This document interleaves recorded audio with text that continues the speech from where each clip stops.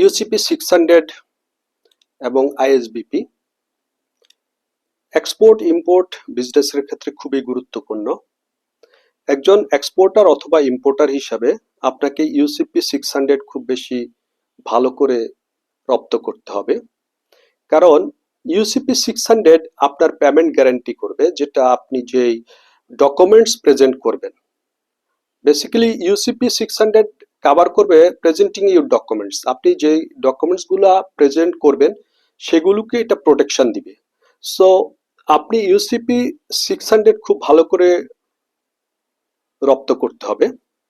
UCP 600 হচ্ছে basically A set of rule, 39 rules, যেটা আপনার আইসিসি ডেভেলপ করেছে, international chamber of commerce develop করেছে। আপনার সেলারের সাথে কিংবা বায়ারের সাথে, ইভেন সেলার অ্যান্ড বায়ারের সাথে যদি কোনো প্রকার ডিসপিউট হয়, এইটাই একমাত্র উপায়, এটাই হচ্ছে গাইডলাইন যেটা আপনাকে সেটেলমেন্ট করে দিবে। সো আপনি যখন সেলস অর বাই এগ্রিমেন্ট করেন তখন ডেফিনেটলি ইউসিপি 600 কে ফলো করবেন, এবং যে 39 রুলস আছে এই রুলসগুলো এর ভিতর কভার করে কিনা সেটা খেয়াল রাখতে হবে।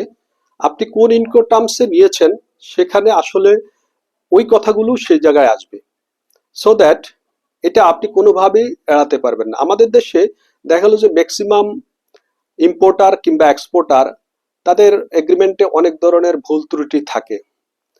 দেখা গেল সেলার একতরফা তার ক্লজগুলো অ্যাড করতেছে, সেই ক্ষেত্রে আমাদের বায়ার অর্থাৎ আমাদের ইম্পোর্টার যারা, তারা অনেক ক্ষেত্রে প্রবলেম ক্রিয়েট হয়। তো due to lack of knowledge on UCP 600. So UCP 600 is very important for international business.